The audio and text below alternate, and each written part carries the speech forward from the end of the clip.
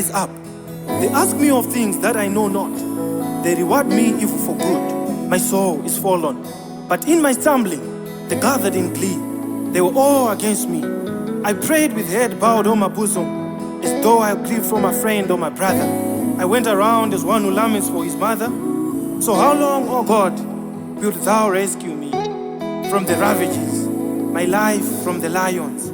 Then I'll praise thee and I'll thank thee, O God. Remember my life.